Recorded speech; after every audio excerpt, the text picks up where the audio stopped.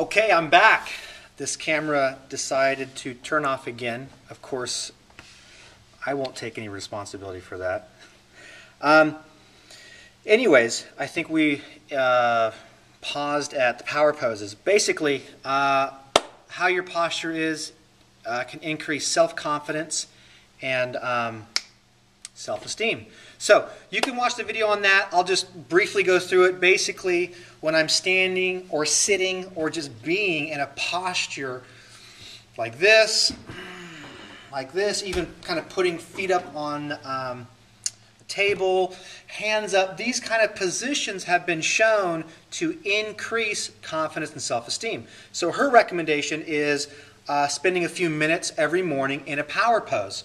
So even if it's just standing up, keeping your arms out, sitting in a chair, it has the power to, again, according to their research, bring more confidence. The basic studies they did were they put some people in this interview process and had people sit like this before the interview, and people sit like this before the interview. This is not during the interview, but before the interview. They sit them in a waiting room, and the people that were doing the interviews found that there was more confidence coming from these people that were sitting in these postures, and they didn't know which people were sitting in what posture. So anyways, that's something you can also do physically. Again, we're trying to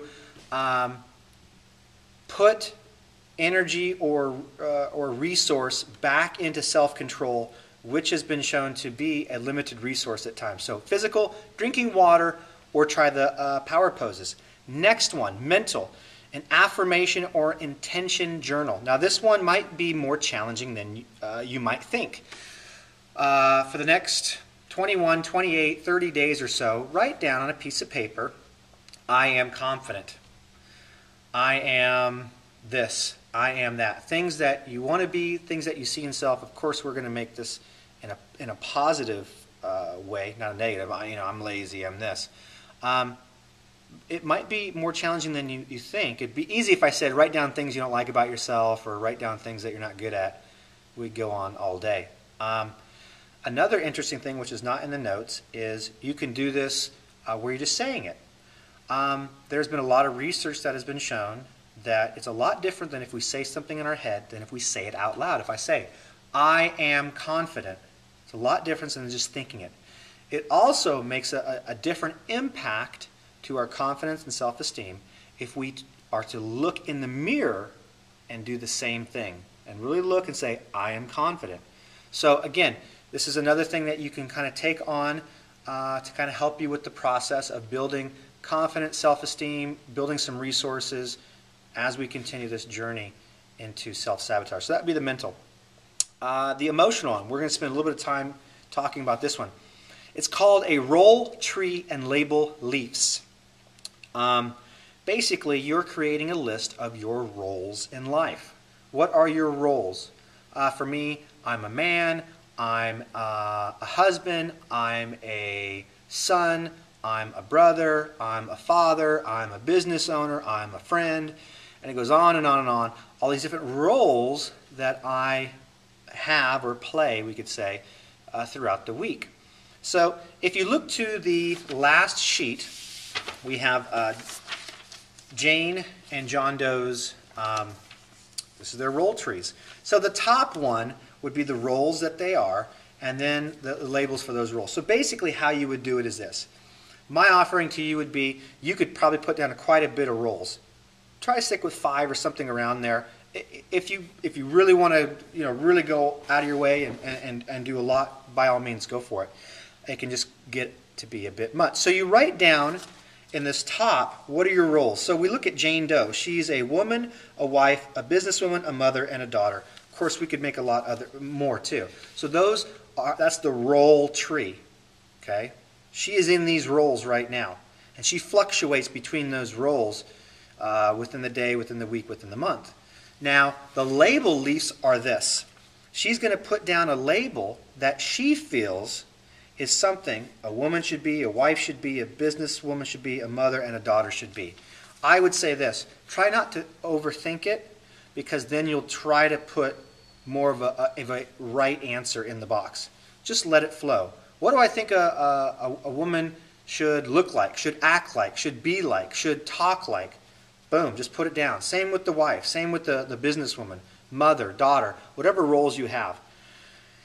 What we're looking for is this. We're looking for conflicts between these label leaves. So, if we were to grab our manual and take a look at Jane Doe, let's look at the emotion one, line 2.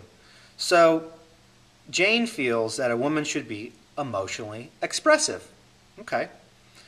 She feels a wife must or should. Remember, these are labels that we're getting the sense that we have to be this way. Okay. Society wants us to be this way. Husband wants her to be this way. Whomever, right? She needs to be emotionally healthy. A businesswoman, though, needs to be emotionally restrained. So already I see a conflict here. A woman needs to be emotionally expressive, but a businesswoman is to be emotionally restrained. A mother is to be emotionally connected, but yet she feels her role as a daughter is she's got to be emotionally supportive. So, if we were to go and fill out all these things, the main theme is this, without overanalyzing this too much, to look at how challenging Jane's life is on a daily basis. She's got a lot of hats she's got to wear, a lot of roles, and she's got a lot of shoulds and should nots. Now, it doesn't mean these are good or bad. Doesn't mean she just needs to be like, well, I'm not going to do any of this. Some of these might be pretty good things that she wants to continue, pretty positive things. Probably don't use the word good, but they're fairly positive things she wants to continue doing. The goal is to go, wow, this is pretty complicated, being a human and being involved in these relationships and being involved in society. We're looking for major conflicts. So let's expose that one, the emotional restrained versus emotional expressive. Okay, so my question to Jane would be, well, which of these is more authentic to you? Are you just more authentically emotionally expressive or restrained? Because if you're one or the other, it's possible you're not being authentic in some role or in some setting. So the main thing is to look at the conflicts of these label leaves and to go, okay, am I feeling like I have to be a certain way out of loyalty? And do I really want to do this? Do I really want to continue to be emotionally restrained or emotionally expressive? Is that just not really me? And so we're taking a look at these roles and going, okay, what leaves don't work for me anymore? This is just not working. This is too complicated. This is too challenging to have to try to be this way now and be this way over here, and I got to be like this with you, but I got to be like something different over here with you. And what time of day is it? What day of the week is it? Oh my gosh. This poor woman Jane could be literally going through an identity crisis. She doesn't know who she is. She's jumping back and forth, and what hat do I have on? Who am I today? And if she's doing that, she might not be being authentic. So that's the first thing that we can look at. Another thing that we could look at, it's possible, not only do the leaves need to change, perhaps her roles need to change.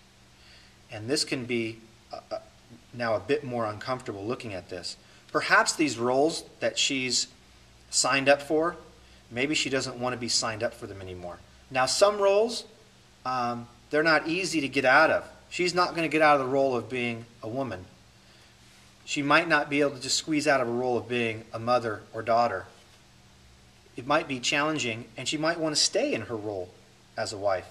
But what if this business that she's involved in, what if she doesn't want to be involved in that and she wants to be in a different type of business or not in business at all? So these are things just to consider too. Before you go start cutting off these limbs of this role tree and go, yep, I'm not in that. I'm out of here. I'm done. You might want to consider, would ditching these roles cause more trouble than just trying to look at the leaves and adjust those? She might not need, or she might not be able just to go up and quit her job. It might not be an option. But could she change the way she kind of interacts at her job to be more authentic? Could she change some of these relationships and go, you know what? I'm tired of coming home and feeling I have to be a certain way at home. That's just not authentic to me. So the same thing would be true of John Doe's role trees. You're looking at different things. For him, It says business owner, aggressive. What if he's just not really an aggressive guy, but he feels like, wow, in order to make it in business, you have to be this aggressive kind of salesman, but that's just not me. Well, maybe he doesn't need to just go quit his job and if he's running his own business, go in and work for somebody else, but maybe he can just change his view of how he should, quote unquote, run a business. So the main thing is you're doing this, you're writing down what roles do I have, and you're just filtering what things should I be, should I not have to be, just kind of off the top of your head, what kind of labels do I feel myself kind of almost subconsciously having to live out. Here are the interesting questions. Once you do that, and you can start with just these, and I try to make them very obviously contradictory so you can see it. Just look at Jane and John Doe's list here and go, okay, where do I see the conflicts within these rules or expectations of these rules? Yeah, I see some conflicts in here on how these people are expected to live. Question 2, how would these conflicts make this person feel? Pretty frustrated, I would think. Pretty internally conflicted. Who am I? This person might ask. What might happen if these conflicts are not resolved? What happens if I'm not resolving the conflicts inherent in my view of these roles? And here's always an interesting question. What would you offer this person to possibly do next? Sometimes this is an easy question because we're good at giving other people advice or offering them what they should do. So just look at Jane or John and go, if Jane was my friend, what would I tell her to do? And then if you take on to do this yourself, perhaps you can give that same advice to yourself that you would have given to Jane Doe here. So another real quick thing about these roles. Here's an interesting thing about these roles. It's important to see how many roles we do have. Because what if you're maxed out in roles? I mean, you're looking at your list and you got this sheet. It's like, oh, it's all these roles. And case in point, when you're a mother, if you have 1, 2, 3 kids, you could actually write down mother 1, 2, or 3 times because you're a mother to 1, 2, 3, 4, 5, 10 other individuals, and you might have a different role with each child. That now just makes this role tree really large. And now you got extended family. You got 3 or 4 brothers and sisters. You got aunts, uncles, all these people that you interact with.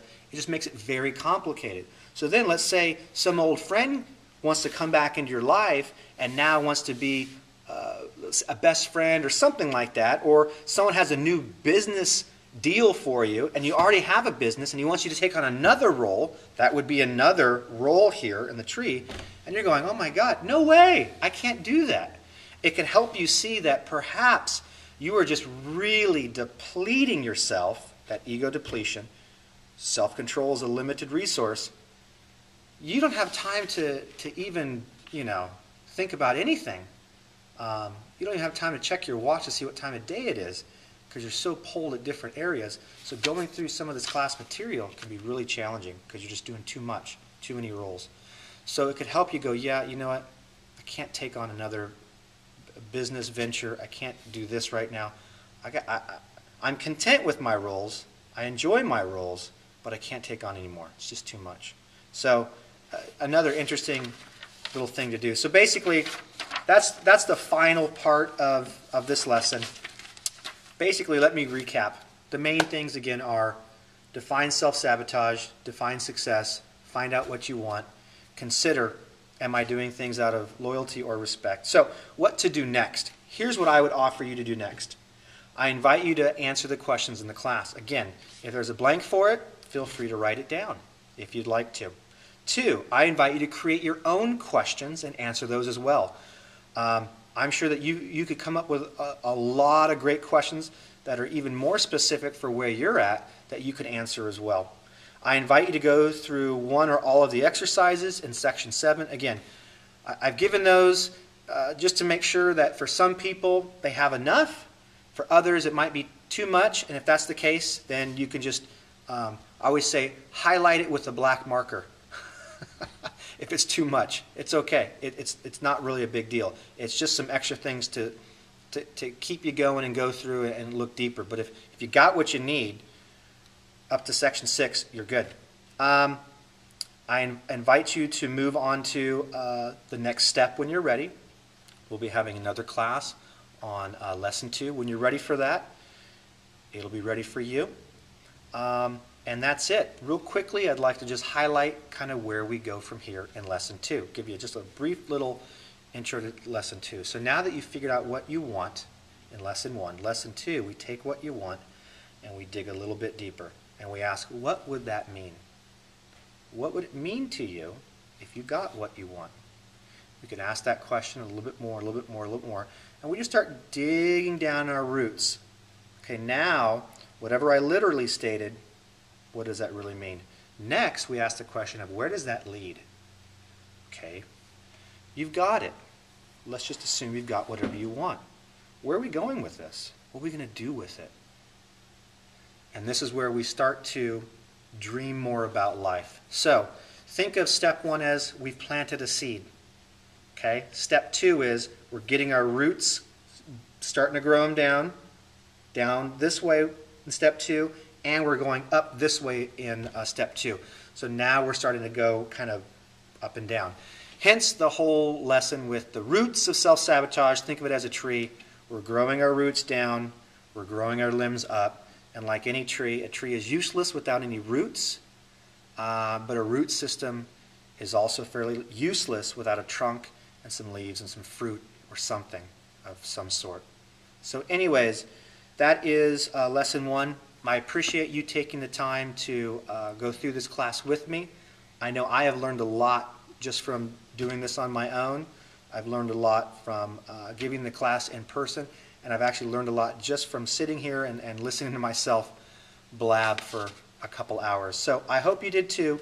If you have any questions over any of the material here, or any questions on anything else kind of pertinent to what we talked about, please feel free to email me those questions, and because I might have those same questions, and perhaps we can together figure that out. So again, thank you for joining us. This is Matt Marchant with the Roots of Self-Sabotage virtual class from March 2nd, 2013. Thank you very much.